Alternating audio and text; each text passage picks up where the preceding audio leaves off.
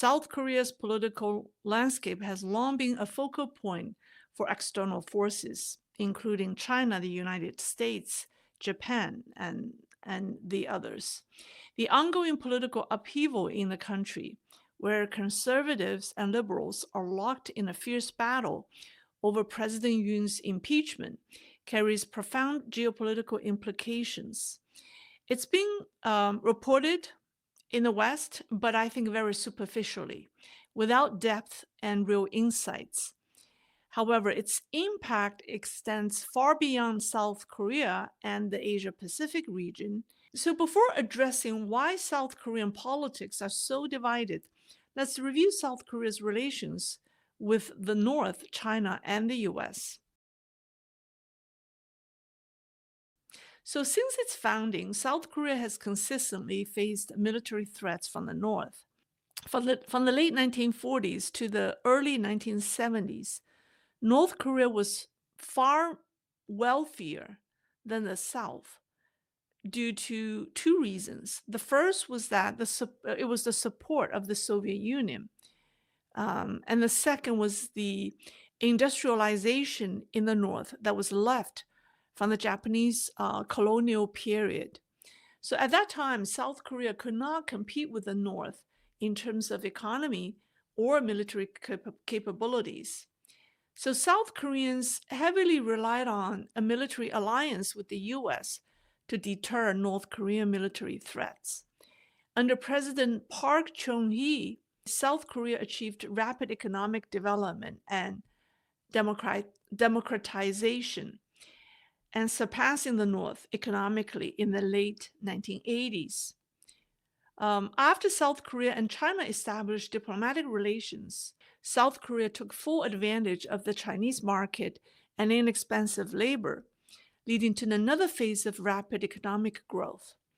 Since the 1990s, South Korea has adopted a strategy that relies on the U.S. for national security and depends on China for economic growth. So the policy is referred to as, quote, security from the U.S. and economy from China. However, by the 2010s, China was no longer merely an economic partner for South Korea, but a major competitor. Now, Xi Jinping's policies, such as the national security law, the anti-espionage law, and zero COVID, have driven foreign businesses away. And additionally, the growing pressure from the U.S.-led Western countries on China's economy and security has intensified. So as a result, South Korea now has no choice but to prioritize cooperation with the U.S. for both economic and security concerns. And China is no longer a primary partner for South Korea. However, many Korean citizens, Korean elites, and politicians who have been carefully groomed by Beijing aren't ready for this strategic change because Korean politics have always been very divided. Well, in terms of political orientation, South Korean politics can be divided into conservatives and the left wing, the conservative People's Power Party and the leftist Democratic Party of Korea. Internationally, the pro-American faction aligns with the conservative right, while the pro-North and pro-China faction aligns with the left-wing Democratic Party. And the 70-year political history of South Korea is essentially a struggle between these two factions. The term of South Korean president is only 5 years, and they cannot be re-elected. Therefore, every president must complete their political achievements within the 5 years to ensure their party can continue governing.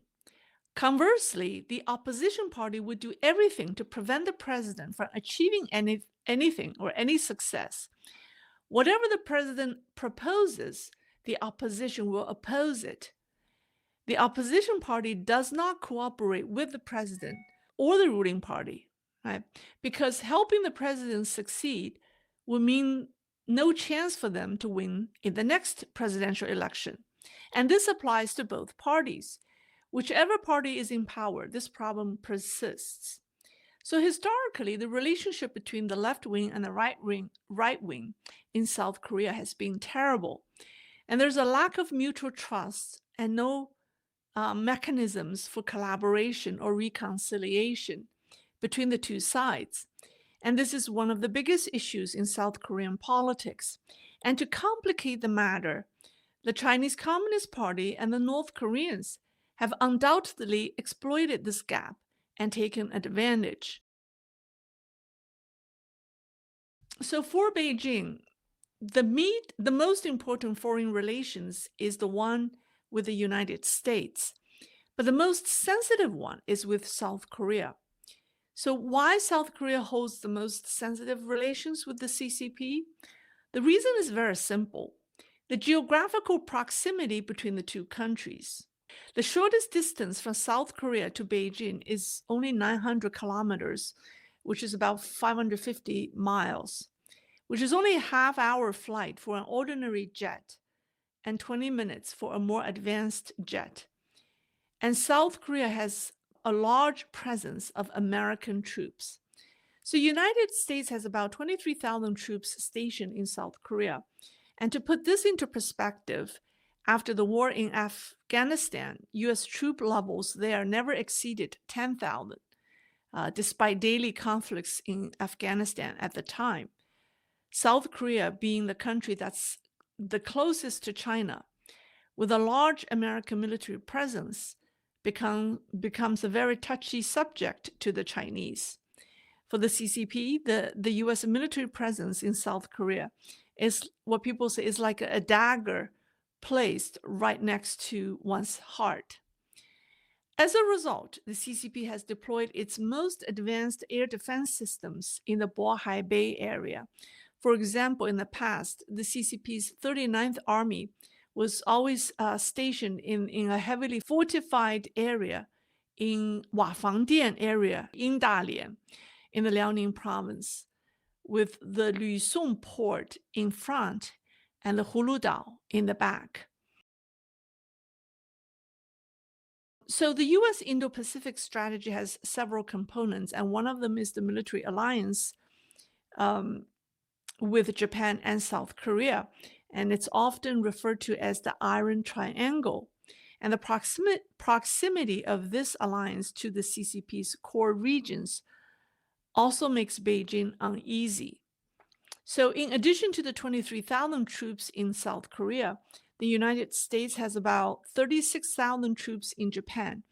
And the combined U.S. troop presence in Japan and South Korea is approximately 60,000. And that's significant. Although ostensibly aimed at North Korea, this alliance is primarily to counter China and Russia. And in the current geopolitical context, it's mostly to counter China. And this is why, of all of China's neighbors, except Taiwan, South Korea is the country where the CCP has exerted the most influence. So for the CCP, breaking this US, Japan, and South Korea military alliance is of critical importance. And the weakest link in this alliance is the South Korea-Japan relationship. In other words, disrupting the relationship between South Korea and Japan has been a key CCP objective. During Moon Jae-in's administration, the CCP achieved considerable success in this regard. South Korea's relationship with CCP became very close, while its diplomatic, political, and military ties with Japan plunged to a freezing point. Even economic and trade relations were affected. Military relations were particularly strained, with South Korea and Japan not only halting all military interactions, but also ending intelligence sharing. The U.S.-South Korea military relations also weakened, with joint military exercises between the two countries significantly reduced in scale and frequency. So the Moon Jae-in era was regarded by the CCP as the most successful period in dealing with South Korean affairs. However, after Yoon Suk-yeol became president, the situation changed dramatically. Not only is Yoon pro-American, but he has also greatly improved relations with Japan, leading to the restoration of the Iron Triangle. Now, with Donald Trump about to take office again, the CCP feels a greater need to break that iron, iron triangle. So, this context is an important backdrop um, to the current situation in South Korea.